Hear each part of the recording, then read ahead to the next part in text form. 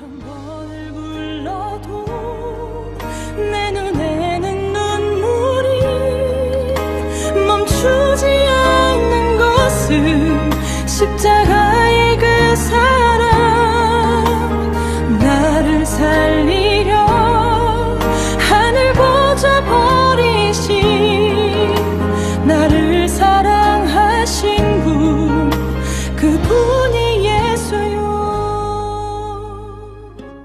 설레면서 왔습니다. 그렇게 한번 인사하세요.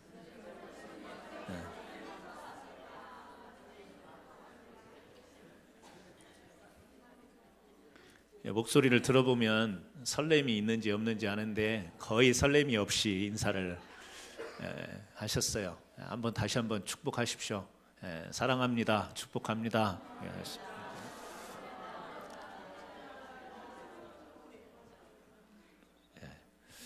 우리 하나님의 말씀은 지난주와 동일한 말씀입니다. 출애굽기 19장 6절 말씀입니다. 출애굽기 19장 6절 말씀, 우리 같이 함께 오늘 또 말씀을 읽도록 하겠습니다. 같이 읽습니다. 너희가 내게 대하여 제사장 나라가 되며 거룩한 백성이라. 너는 이 말을 이스라엘 자손에게 전할지니라. 아멘. 지난 주일 설교 제목 생각나십니까?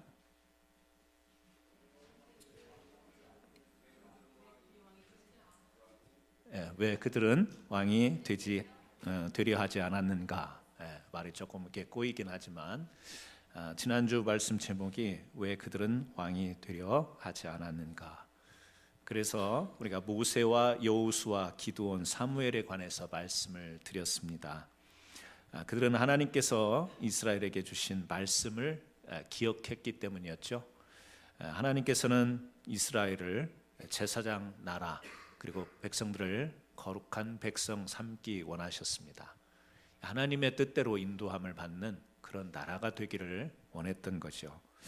그래서 세상의 모든 나라에는 왕이 있지만 이스라엘 나라는 하나님이 왕이 되시는, 그래서 민족의 지도자로 또 인도자로 세움을 받았지만 그들은 왕이 되지 않고 하나님의 뜻 가운데 백성을 인도하며 열방의 많은 나라들의 이제 제사장 역할을 하는 이 나라 되기를 힘쓰고 애를 썼던 이런 이유 때문에 왕이 되려고 하지 않았다라는 내용을 우리가 지난 시간에 나눴습니다. 오늘은요, 오늘 말씀의 제목은 뭐죠? 왜 그들은 왕과 대립했는가? 역시 오늘 또 이 제사장 나라 거룩한 백성에 관한 이 말씀으로 여러분과 함께 은혜를 나누려고 합니다. 우리는 올해 천국의 별이 되라는 표 아래서 우리 성도님들이 하나님과 가까이 하는, 그리고 이 세상을 하나님 앞으로 인도하는 이 별과 같이 빛나는 성도의 삶을 살기를 간절히 바라면서 오늘 말씀도요, 왜 그들은 왕과 대립했는가, 이 말씀을 통해서 여러분들이 빛을 발하는 성도로 살아가기를 주님의 이름으로 부탁을 드립니다. 오늘 먼저 나단은 왜 다윗 왕과 대립했는가를 우리가 같이 한번 생각해 보겠습니다. 나단 선지자는 이 다윗 왕과 잠깐 동안 대립한 사람이었습니다. 요즘에 이 민주주의 이런 사회에서도 이 대통령 면전 앞에서 뭔가를 대놓고 충언을 한다라는 거, 뭔가 바른 소리를 한다라는 것이 결코 쉽지를 않습니다. 하물며 옛날 왕정시대의 왕 앞에서 이 쓴소리를 한다라고 하는 것은 거의 목숨을 내놓고 해야 되는 일 중에 하나이지 않았나, 그렇게 생각을 합니다. 나단 선지자는 이 다윗 왕 앞에서 직언을 한 선지자였죠. 그렇다면 왜 나단은 목숨을 걸고 왕 앞에 정면으로 앞에 서서 그렇게 충언을 했을까? 그것은 다윗 왕이 하나님 앞에서 순간이긴 하지만 제사장 나라의 법, 또 거룩한 이 백성의 모습을 어겼기 때문에 이 나단 선지자는 다윗 왕 앞에서 쓴소리를 하게 된 것입니다.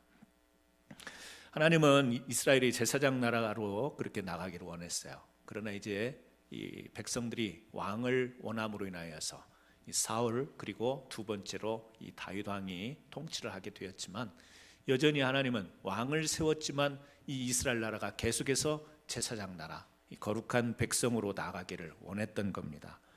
그런데 우리가 잘 아는 것처럼 다윗이 얼마나 하나님을 사랑했습니까? 얼마나 열정적으로 이 율법 법궤가 빼앗겼을 때, 그것이 돌아왔을 때 춤을 추면서 기뻐했던 그런 왕이 다윗 왕이었어요. 그런데 다윗이 실수를 하죠. 죄를 짓게 됩니다. 뭐죠? 그 마음속에 이 육신의 응욕이 있음으로 인하여서 우리아의 아내를 탐하게 되었고, 이 우리아라고 하는 자기의 충신을 이제 싸움에 나가서 죽도록 그렇게 하죠.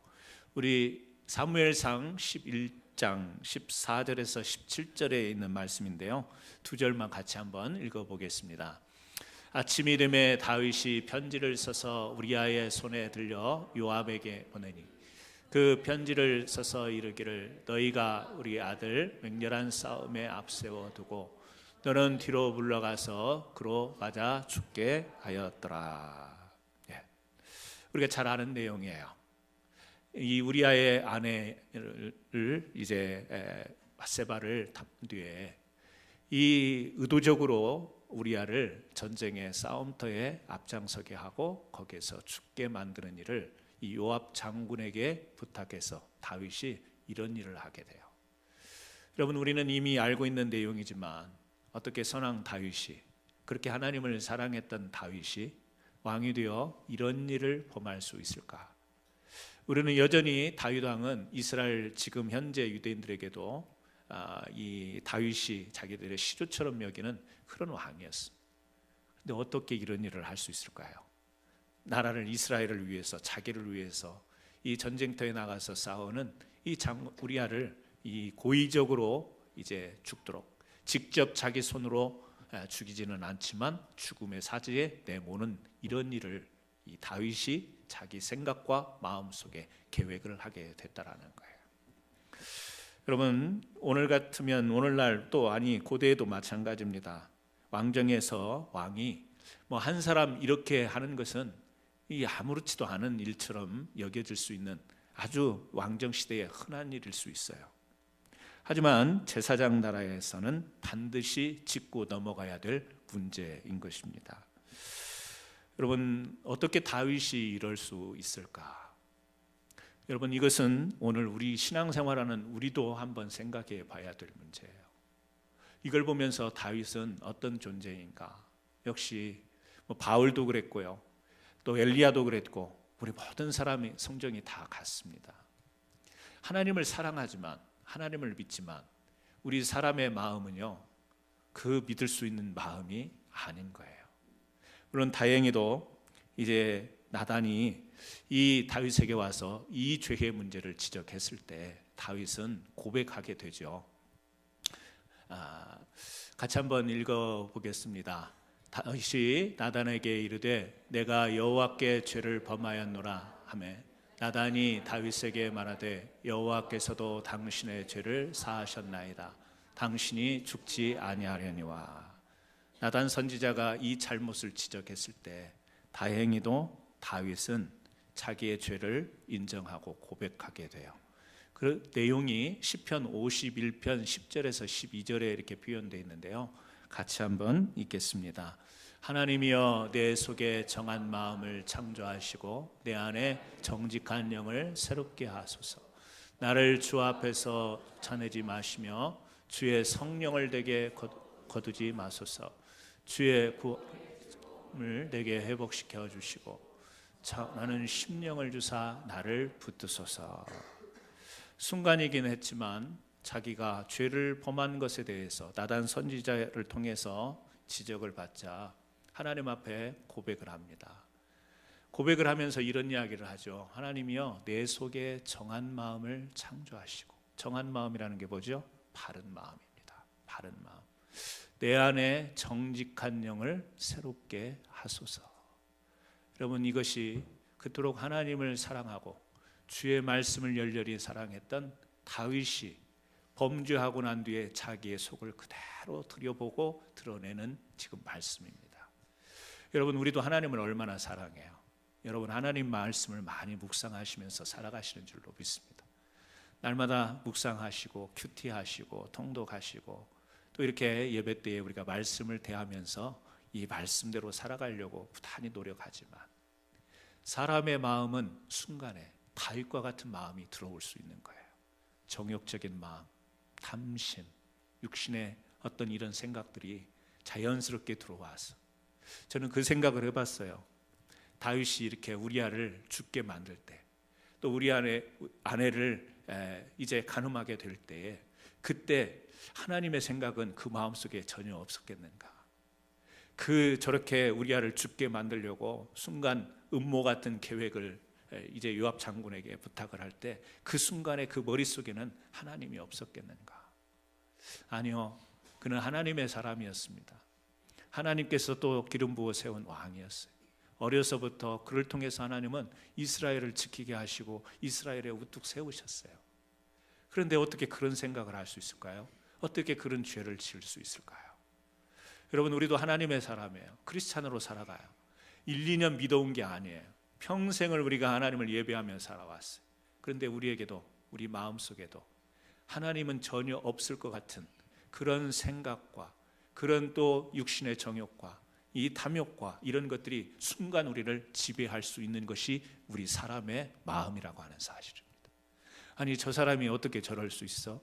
아니, 저 사람 교회 다닌다며. 그럴 수 있는 거예요. 그럴 수 있는 거예요. 왜요?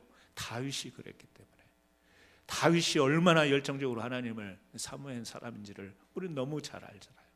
그런데 다윗이 그랬어요. 어떻게 하나님이 없는 것처럼 그 마음에, 어떤 순간적인 마음에, 육신에 이끌린 마음이 그랬어요. 그리고 나서 하나님 앞에 하는 이야기가 정한 마음을 주세요. 이 말은 뭐죠? 나는 제 마음을 제가 통제할 수가 없습니다. 제 마음을 항상 바르게 제 스스로 가질 수가 없습니다. 내 안에 정직한 영을 새롭게 하소서. 여러분, 우리의 마음은요, 내가 다스리는 어느 부분까지는 내가 다스려요. 참기도 하고 내 마음을 어루만져서 우리가 이 마음을 다스려 가지만, 그러나 그것으로 안 되는 거예요. 한계가 있는 거예요. 그래서 주의 성령이 우리 마음을 다스려 주셔야 됩니다. 주의 성령이 우리의 마음을, 육신의 정욕이 일어날 때 주의 성령께서 우리 마음을 제어해 주셔야 돼요. 그것은 육신적인 생각이다, 그것은 인간적인 생각이다, 그것은 죄의 생각이다. 성령이 우리를 잡아 주셔야만 되는 거예요. 그런데 여기 표현해 보면 정직한 영을 새롭게 하소서. 성령은 늘 새로운 게 아니에요. 성령은 바뀌어지는 게 아니에요. 동일해요. 그런데 내 안에 있는 마음과 내가 믿는 믿음의 영이 주의 성령에 의해서 새롭게 되어지는 내 심령이 되어야만 내가 하나님의 뜻대로 살아갈 수 있습니다. 죄를 범하지 않고 살아갈 수 있습니다. 이 고백인 거예요. 그래야 그 사람이 구원의 즐거움을 노래하고 찬송할 수 있는 사람으로 나아갈 수 있는 거예요. 다윗을 보면서 우리는 그런 교훈을 받아야 되겠습니다. 아, 그렇다. 내가 아무리 바르게 살아가려고 해도, 내가 아무리 양심적으로 살아가려고 해도, 톨스토이는 그런 이야기를 했잖아요. 양심은 하나님의 음성이며 인생의 나침판과 같다. 아무리 이렇게 표현을 한다 할지라도 여러분, 우리의 양심이 순간적으로 유혹과 순간적으로 우리가 놓치게 되면 우리 역시 다윗과 같이 그렇게 하나님을 사랑하고 그렇게 하나님의 말씀을 기뻐하면서도 이런 실수를 할 수 있는 거예요. 여러분, 우리가 크리스찬으로 살아가면서 양심에 찔리지 않는 부분으로 우리가 살아갈 수 있다면 참 감사한 일이에요. 여러분도 신앙생활하면서 누가 말하지 않았지만, 누가 지적하지 않았지만, 나단 선지자처럼 누가 와서 나를 대면하여 지적하지 않았지만 내 스스로 이 양심에 찔리는 일, 혹시 그런 일 있지 않으세요? 아니면 내 스스로 깊은 곳에 숨겨두려고 하지만 그것이 내 마음에서 숨길 수 없는 그런 부분이 있습니까? 뭐죠? 정욕이에요. 탐심이에요. 인간의 생각에 육체적인 죄입니다. 저는 이것과 대립해서 싸우는 별과 같은 성도들이 되기를 주님의 이름으로 축원합니다. 나단 선지자는요, 당신은 다윗 왕, 당신은 선왕이다. 제사장 나라를 이끌어갈, 이제 비록 차선의 책으로 왕으로 세움을 받았지만 이러면 안 된다라고 그렇게 지적을 했죠. 이 제사장 나라에 온전한 왕과 같지 않은 이런 모습에 대립했던 나단 선지자가 바로 여러분이 되시기를 바랍니다. 여러분 스스로에게 하나님, 내 마음속에 정한 마음이 없습니까? 하나님, 내 안에 정직한 영이 없습니까? 여러분, 사람의 죄는요, 사람의 그 허물은요, 정직한 영이 없기 때문에 그런 거예요. 우리가 교회에서나 또 성도의 삶에서나 사회에서나 왜 이런 부조리와 부작용과 이 범죄로 이렇게 들끓게 되었는가? 정직한 영이 없기 때문에 그렇습니다. 오늘 정직한 영으로 새롭게 되는 저와 여러분 되기를 예수님의 이름으로 축원합니다. 두 번째, 이사야는 왜 히스기야 왕과 대립했는가? 이사야 선지자죠. 선지자입니다. 나단도 선지자였어요. 선지자들은 하나님의 말씀을 들고 바로 서지 못한 나라와 왕과 백성 앞에 외쳤던 사람들이 선지자였습니다. 이사야 선지자는요, 히스기야 왕과 대립을 했습니다. 여러분, 히스기야의 왕 아버지는 아하스입니다. 근데 이 아하스 왕의 특징이 뭐냐면 친아수르 정책을 폈던 사람이에요. 아수르, 힘이 있는 나라였잖아요. 그러니까 거기에 뭐 조공도 바치고 이렇게 비율을 잘 맞춰가면서 아수르의 힘을 빌려 이렇게 이스라엘을 지켜나가는, 통치해가는 이런 정책을 펼쳤던 사람이 이 히스기야의 아버지 아하스 왕의 정책이었어요. 그런데 이 아들 히스기야 왕은 어느 쪽이었냐면 이 애굽 쪽이었습니다. 아버지는 친아수르, 아들 히스기야는 친애굽 정책을 펼치는 거예요.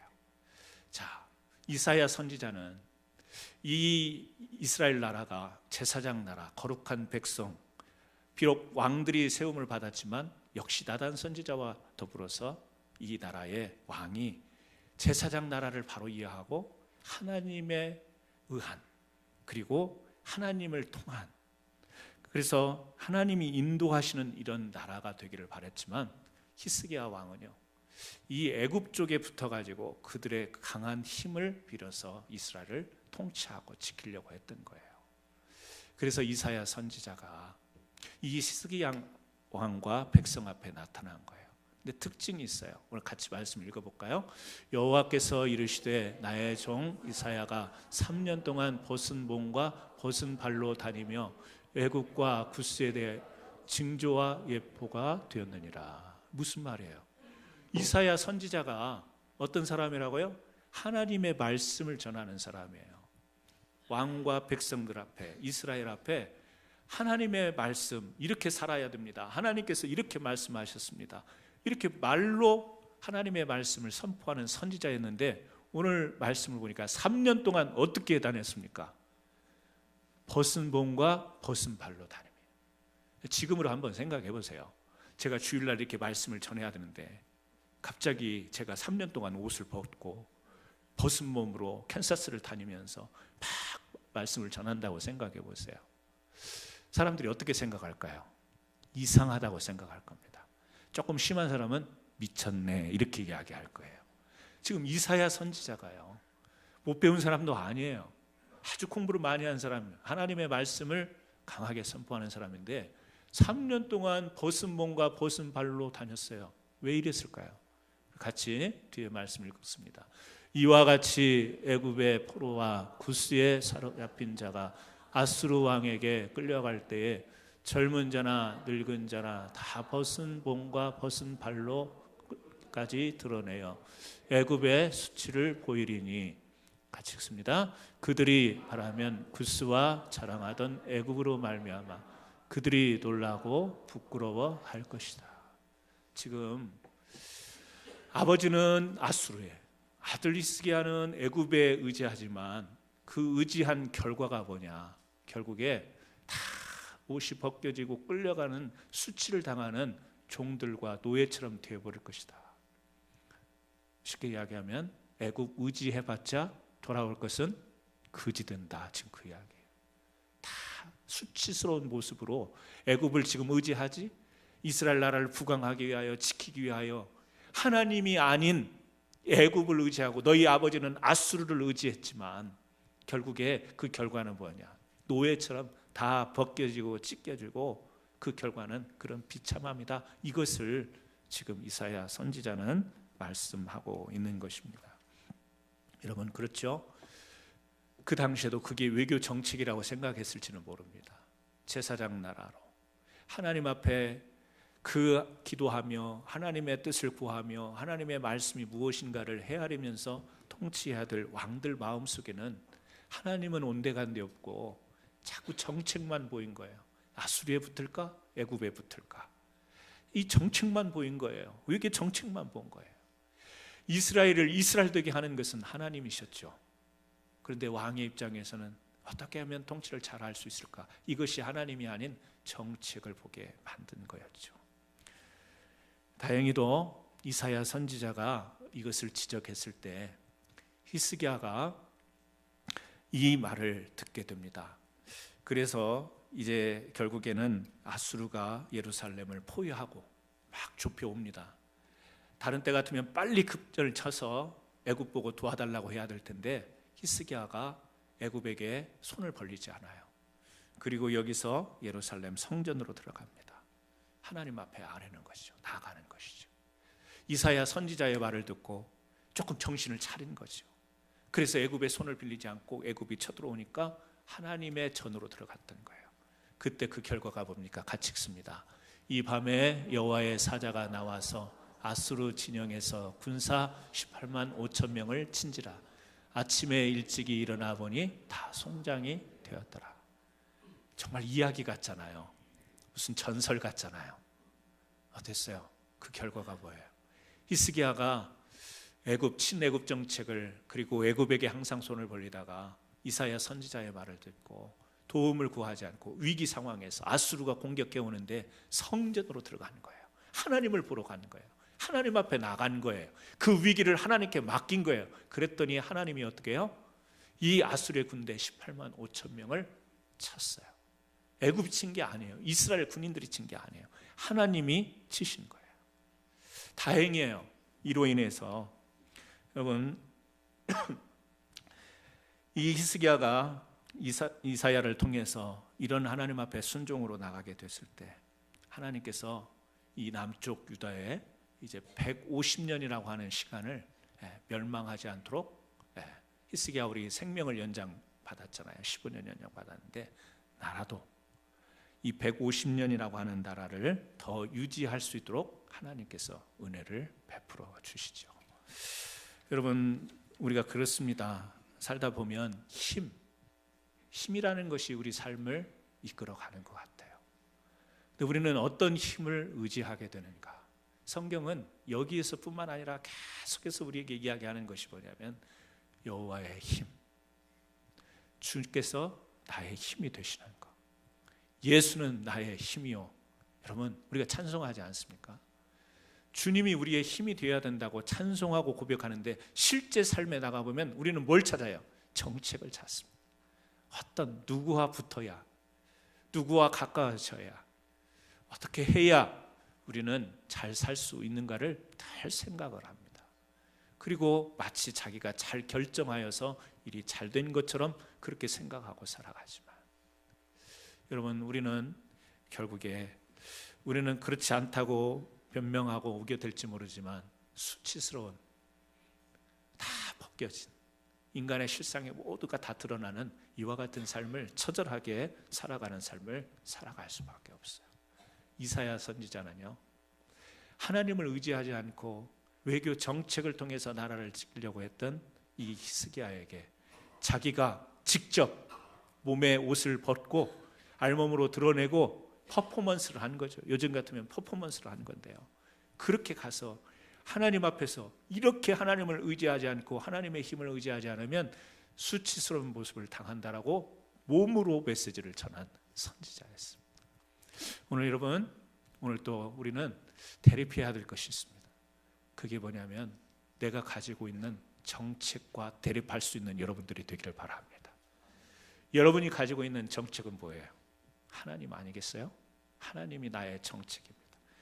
하나님이 내 사는 방법이며 하나님이 내가 살아가는 모든 힘이 되어줘야 됩니다 라고 우리는 위기 앞에 성전에 나가며 힘들고 또 감사한 일 앞에 항상 성전을 향해 나가는, 그래서 내 마음속에 다른 어떤 힘을 빌리려고 하는 이런 생각과 늘 대립하여서 싸워 승리하는 이 이사야 선지자와 같은 그런 믿음의 백성들이 되기를 주님의 이름으로 축원합니다.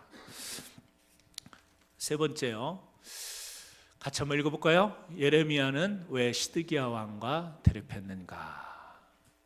예레미야도 선지자입니다. 시드기야는요, 유다의 마지막 왕이에요. 이 사실을 처음 깨닫는 분은 성경 통독에 임하시기를 바랍니다. 시드기야가 남유다의 마지막 왕이었어. 시드기야. 오늘 조시더라도 주무시더라도 한 가지는 기억하고 가시기 바랍니다. 시드기야. 예레미야를 우리가 이 예레미야의 별명이죠. 어떤 선지자입니까? 눈물의 선지자. 여러분이 아시는데 이게 긴가민가 이게 자신이 없어요. 눈물의 선지자. 왜 그렇게 눈물의 선지자라고 우리는 별칭을 붙일까요? 왜 그렇죠? 눈물을 많이 흘렸으니까. 눈물을 많이 흘렸으니까. 왜 눈물을 많이 흘렸을까요? 시드기야 왕 때문에. 시드기야 왕 때문에. 제가 질문한 것이 굉장히 유치한 질문들을 했어요. 왜 눈물의 선지자일까요? 눈물을 많이 흘렸으니까. 왜 눈물을 많이 흘렸을까요? 시드기야 때문에. 굉장히 단순한 질문을 드렸습니다만 시드기야 왕 때문에. 왜 시드기야 왕 때문에 그렇게 눈물을 흘렸을까요? 남쪽 유다, 이미 북쪽 이스라엘 말할 것도 없고요. 하나님의 말씀을 듣지 않았기 때문에 그래요. 하나님은 이스라엘을 어떻게 해요? 제사장 나라 삼으셨다고 그랬잖아요. 열방이 그 이스라엘을 통해서 축복을 받는 그런 나라가 되도록, 그래서 거룩한 백성으로 살아가도록 하나님은 오늘 우리가 본문에서 출애굽기에서 읽은 말씀을 이미 시내산에서 이 모세에게 줬던 말씀이에요. 그런데 이스라엘은 그렇게 살아가지 못합니다. 광야에서 40년 동안 이스라엘 백성들은 불순종으로 교육을 받죠. 이제 이 가나안 땅에 정착한 이래로, 출애굽 시대를 지나서 가나안 땅에 정착한 이래로 이 시드기야 왕에 이르를 때까지가 900년이에요. 그 900년 동안 이스라엘 백성들이 제사장 나라와 거룩한 백성으로 잘 살아갔으면 좋았는데 그렇게 살지를 못해요. 그래서 하나님께서 지키라고 하는 안식일도 잘 지키지 못합니다. 또 안식년도 잘 지키지 못하고, 또 희년 50 될 때죠. 희년도 잘 지키지 못합니다. 절기도 중단되어집니다. 그렇게 계수한 날이 70년이라고 성경학자들은 이야기를 해요. 그래서 하나님은 광야 가운데서 이스라엘 백성들을 40년간 교육시켰잖아요. 하나님의 약속을 붙들고 약속의 땅 가나안으로 들어가는 이스라엘 백성들이 원망하고 불평하고 반역하니까 40년을 그곳에서 교육을 시켰는데요. 이제 이스라엘 백성들이 가나안 땅에 정착해서 왕정시대까지 900년을 보내오는 동안 하나님이 명령하신 정하신 법들을 잘 지켜 해가지를 않습니다. 제사장 나라로서 거룩한 백성으로 살지 못해요. 듬성듬성 그렇게 살아요. 하나님을 섬기면서도 마음속에 다른 것을 추구해요. 그래서 이들을 하나님은 다시 재교육해야 됐어요. 그 기간이 70년. 그래서 하나님은 바벨론에 이들이 70년 동안 사로잡히면서 재교육을 받도록 하나님의 생각은 그랬던 거예요. 그래서 예레미야를 통해서 남쪽 유다의 마지막 시드기야 왕에게 그 말씀을 전하게 한 거예요. 어떻게? 이스라엘이 재교육을 받아야 됩니다. 어떻게? 바벨론의 포로가 되어서. 그러니까 바벨론이 쳐들어오면 어떻게 하라고요? 순순히 거기에 항거하지 말고 그 바벨론의 공격 앞에 이스라엘은 어떻게 해요? 순순히 응해야 된다. 막 싸우려고 하면 안 된다. 왜? 이것은 하나님의 계획이다. 하나님의 계획이 뭐예요? 말씀드린 것처럼 그런 뜻이 있었다는 거예요. 제사장 나라로 바로 살지 못한 그들을 재교육시켜야 됐어요.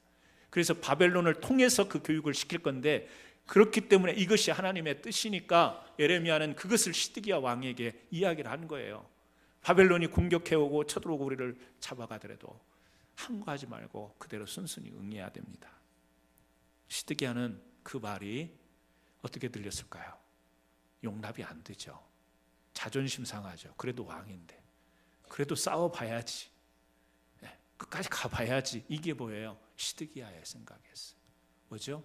하나님의 뜻은 비록 그것이 환난이고 비록 그것이 나라를 빼앗기는 일이고 비록 그것이 수치스러운 일이지만 하나님의 뜻은 그것을 통해서 이스라엘을 재교육하며 새롭게 세우려고 하는 것인데 그것이 수치스럽고 자존심 상하고 그래서요 그 하나님의 뜻을 받아들이지 못해요.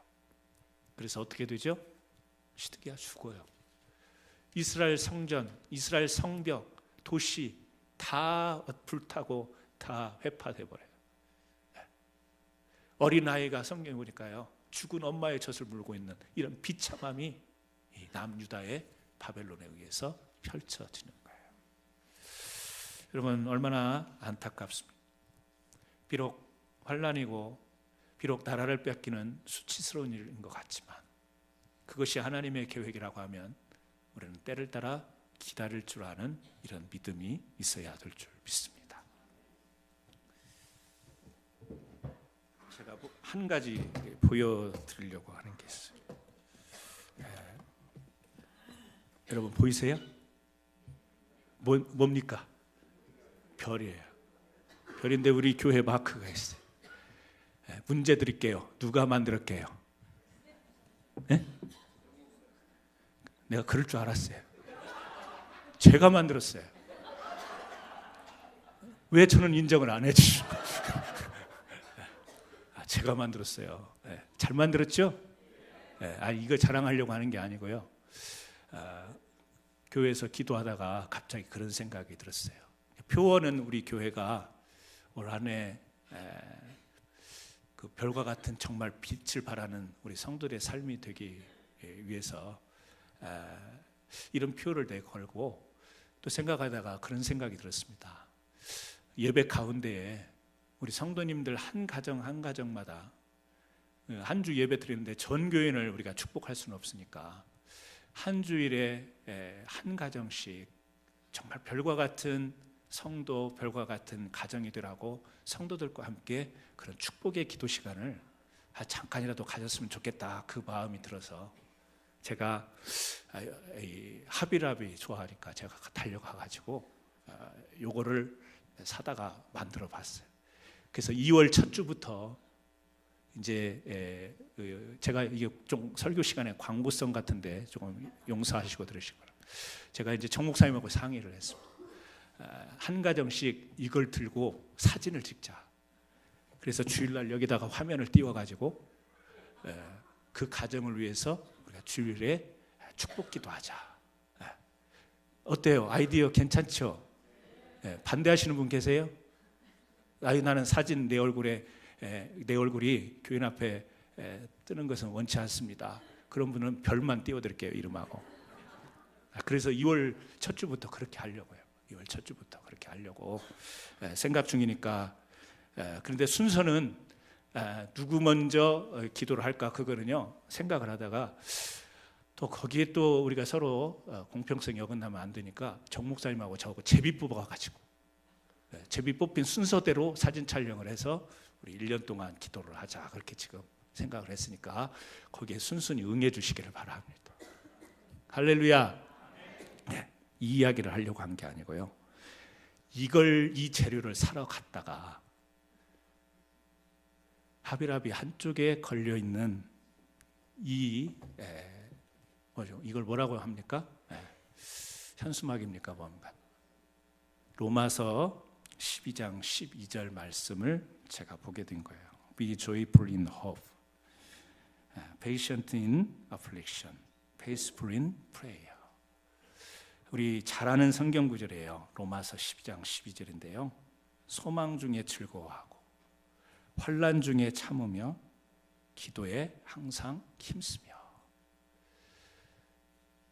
그냥 이 쇼핑하러 갔다가 당연히 거기에는 크리스찬 물품들이 많이 있으니까 흔히 볼 수 있는 것인데 저를 한참을 이것 앞에 서게 해서 20불짜리인데요. 제가 바로 사가지고 지금 제 오피스에 걸어놨어요. 그리고 지금 매일 이 말씀을 붙들고 기도하고 있습니다. 여러분 우리가 소망 중에 기뻐하고요. 환난 중에 기다리고 참을 줄 알아야 됩니다. 시드기야 왕에게 이 하나님의 선지자가 선포했던 말씀, 에레미야가 눈물을 흘리면서 호소하면서 선포했던 말씀이 뭐냐? 이스라엘은 바벨론의 포로가 될 것이다. 70년이라는 세월을 나라를 빼앗긴 서름과 슬픔으로 눈물을 흘리며 보내야 하지만 그 슬픔 뒤에는, 그 아픔 뒤에는 하나님께서 다시금 제사장 나라로 회복해 하시려고 하는 하나님의 뜻과 계획이 있기 때문에, 그래서 뭐죠? 환난 중에 어떻게 해야 되죠? 기다려야 되는 거예요. 환난 중에 참을 줄 알아야 되는 거예요. 그래서 이 말씀이 우리 사랑하는 성도들에게도 이 마음 중심에 좀 자리 잡았으면 좋겠어요. 첫째는 우리에게는 소망이 있어요. 하늘의 소망. 또 이 땅에서도 하나님이 함께 하시는, 주시는 소망이 있습니다. 그 소망을 즐거워할 줄 알아야 돼요. 다윗은 그 구원의 노래 부르기를 하나님 앞에 고백하며 나아가죠. 구원의 즐거움. 소망 중에 즐거워할 줄 알고 힘들고 어려운 일이 생길 때 하나님의 뜻이 무엇인지를 분명하게 기다릴 줄 알고 참을 줄 아는 우리 성도님들. 그래서 소망 중에나 환난 중에 해야 될 게 뭐냐? 기도에 항상 힘쓰는 겁니다. Faithful in prayer. 기도 안에서 항상 하나님의 뜻을 구하고, 기도 안에서 믿음을 붙들고, 기도 안에서 하나님의 뜻을 맞추어 나갈 수 있는 거룩한 백성으로 살아갈 것. 그래서 저는 오늘 우리 성도님들에게 다시 한번 천국의 별이 되기 위해서 3가지 도전을 당하고 싶습니다. 정직한 영을 방해하는 것에 대해서 대립하시길 바랍니다. 세상의 힘을 의존하는 것에 대하여 대립하시고, 하나님의 뜻에 불순종하는 것에 대해서 대립하셔서 하나님 앞에 이제 별처럼 우뚝 선 아름다운 성도로 빛을 발하며 살아가는 한 해 되기를 예수님의 이름으로 축원드립니다. 기도하겠습니다. 하나님 아버지, 우리에게 정직한 영을 허락하여 주옵소서. 하나님을 사랑하지만, 믿음으로 살아가지만 순간순간 우리가